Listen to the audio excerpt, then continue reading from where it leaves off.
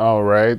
Since I read those graphic novels for the first two Animorphs books, I kind of just want to read more of those graphic novels. But in lieu of that, since the next one doesn't come out till October, I think, maybe November, I started reading the young adult book series and thought I'd give them a review as I finished them. And I've just finished the third book, because I just skipped the first two because the graphic novels are the exact same. They're just more or less the same. But the graphic novels are actually like written to be more like in a third-person omniscient style.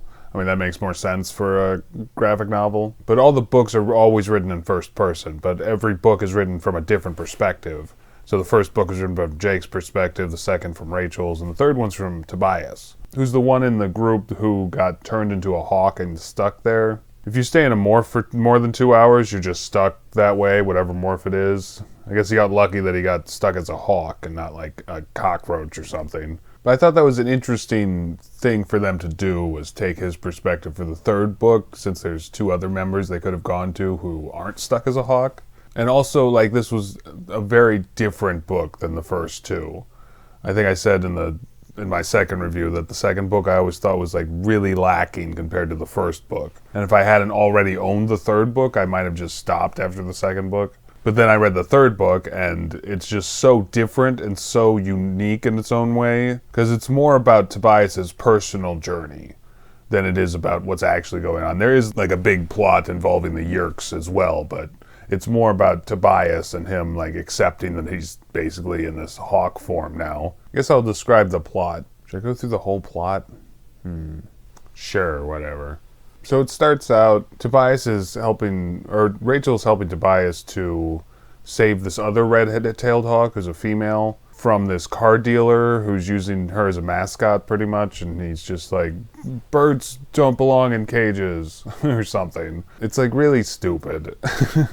As a young adult, I guess, when these came out, I think I was 11. But as a young adult, like them always starting with like these action-y type things just seemed normal, I think. Like the thing that has less to do with the main plot, but sometimes comes back, not always, type of thing. It seemed like X-Men, I guess. Like, because the cartoon usually did things like that as well. But as an adult, it just like seems stupid because it's always something that's like, you know, this is like using your powers in the wrong ways that might get you caught and might get you and all the Animorphs killed.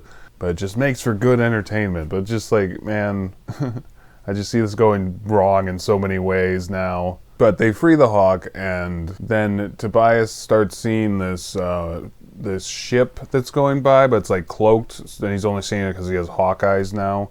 Took my glasses off. But he tells the rest of the Animorphs about it, and they all get wolf morphs, except Tobias, of course, because he's stuck as a hawk. Oh, and they have this thing, it just annoys me now, because there's no such thing as an alpha wolf or an alpha male. That's a myth. But they have this whole thing, and it's like, you know, it's written in the 90s, so I'll just say that they didn't know better, but there is no such thing as an alpha male in wolf form, or in human form for that matter, but definitely not in wolves. They're just one big pack, travel around as a pack, doesn't matter if they're male or female.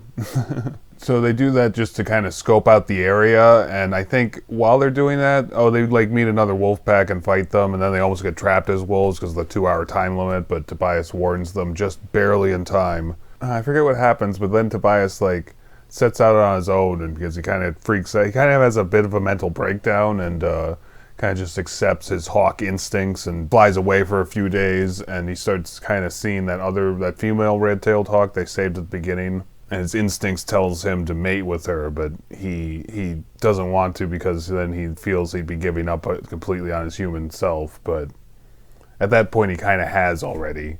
After a while, he breaks out of that. I won't spoil how.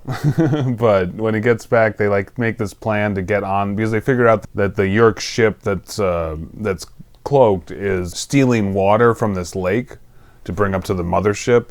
And they make up this plan to morph into fish and then get sucked up the pipe with the water, and then they'll morph into battle morphs while they're up there, and then somehow decloak the ship while it's above the city, so that way everyone would know that they're being invaded by aliens. But once they're up there, they realize they can't get out of the water container, and they're just stuck there. And Tobias kind of just realizes, like, I have to do something to save them, and he does. The end. He has to do something to save him, so he like basically attacks one of the Hork-Bajir, one of the battle aliens. They have like blades for hands, pretty much. And he gets their gun and like blasts them with his hawk talons, and it's really cool. But like outside of that, there's like hardly any action at all, unless you include the fighting wolves, which they do at one point. And it was very different in tone and style from the first two books, just because those were like very, here's the problem, let's fight our way through it, pretty much. I guess the second one was more of like a spy kind of thing, but by the end it was just another like, Hork-Bajir attacks, looks like we're gonna lose, let's do something crazy to get out of it. It was just the same kind of thing. I guess that happened in this one too, but in a very different way, so it's just became something else, and became this very personal journey of Tobias, and kind of showed like all of his reasoning behind everything almost, and he's kind of a very sad character in a way, because he basically does this only because he has nothing else to live for. But this was like his own personal journey of just being like, learning to accept the fact that he's just stuck as a hawk now, but still willing to fight. And in a lot of ways, he's almost braver than any of them. And that's really shown here in many different ways. But the reason for his bravery is more just that he's lost all other will to live, which isn't the greatest thing in the world, but it does make his character very interesting to me. I also really liked how, because it was from his perspective and he's kind of the outsider of the group, and not just because he's trapped as a hawk, he's just kind of the weird kid that not everyone else in the group really understands that well, except maybe Rachel. She and Tobias kind of seem to have a crush on each other, even though he still is a hawk, which is just a little weird. But I don't know, it's kind of bittersweet in its own way. But I do like that we see things from his perspective, and because he's like this outsider, he kind of sees the other Animorphs, I think, in a more honest way than anyone else on the group does, because they're all friends, so they kind of like see things through a bit of a filter, I think. But not Tobias, except maybe for Rachel, because they're definitely much closer. He's definitely much closer with her than the other people in the group. I can't really think of anything else to say about this novel.